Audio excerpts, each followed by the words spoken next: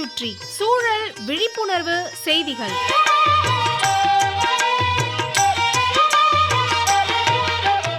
அன்புள்ள செந்தில்குமார் சார் அவர்களுக்கு உங்கள் மாணிக்கம் எழுதும் மடல்.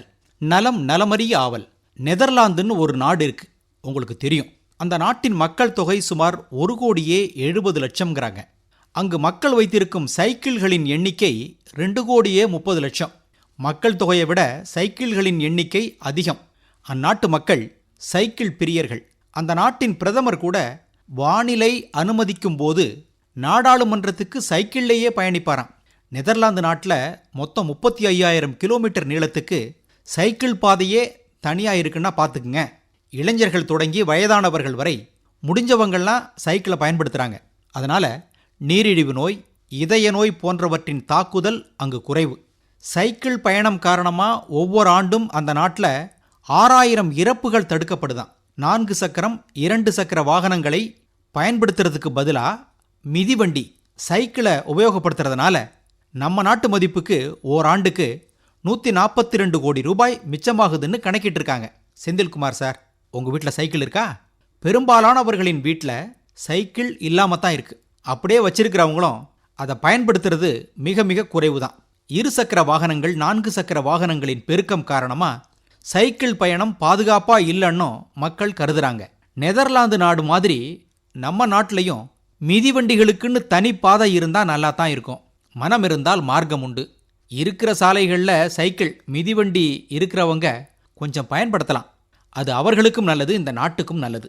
பாருங்க, ஒரு 30-40 ஆண்டுகளுக்கு முன்னால் நமது தலைநகர் புதுடில்லியில் வெயிலும் மழையும் குளிரும் பனியும் ஒரு வகையான வெள்ளந்தித்தனமாக இருந்தது.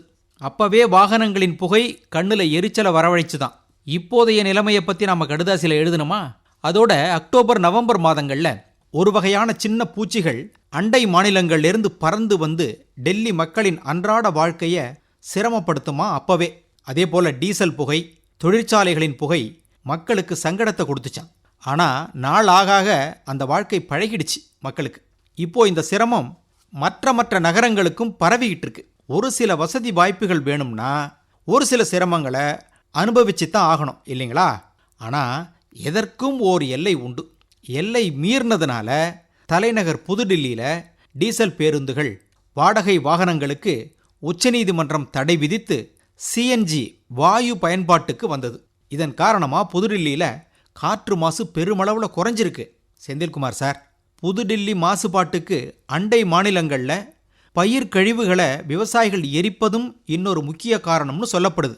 இந்த மாதிரி மாசுபாடு காரணமாக கண் எரிச்சல், வறட்டு இருமல், தொண்டையில் கமறல் ஏற்படுது. இரவுல தூக்கமின்மை, இருமல்லாம் உண்டாகுது. இப்படி பல சிரமங்கள் வந்தாலும் நகர்ப்புற வாழ்க்கையை விட முடியாமல் பலரும் இருக்கிறாங்க. இந்த கடுதாசியில் புதுடில்லி நமது தலைநகரை ஓர் உதாரணமாக நாம் எடுத்துக்கிட்டோம், அவ்வளவுதான். இதுபோல பல மாநகரங்கள் இருக்கின்றன. நமது மாநிலத்தில் சென்னை, கோயமுத்தூர், மதுரையெல்லாம் அந்த அளவுக்கு இல்லைனாலும் அது இருக்கும் அளவுக்கு காற்று மாசுபாட்டை சந்தித்து தான் வருகின்றன. இதற்கு தனிமனித வாழ்க்கை முறையும் ஒரு காரணம். கட்டுப்பாட்டோட வாழணும், வளரணும். கட்டுப்பாடுங்கிறது நமக்கு நாமே விதித்து கொள்ளணும். இப்படிக்கு மடல் மாணிக்கம்.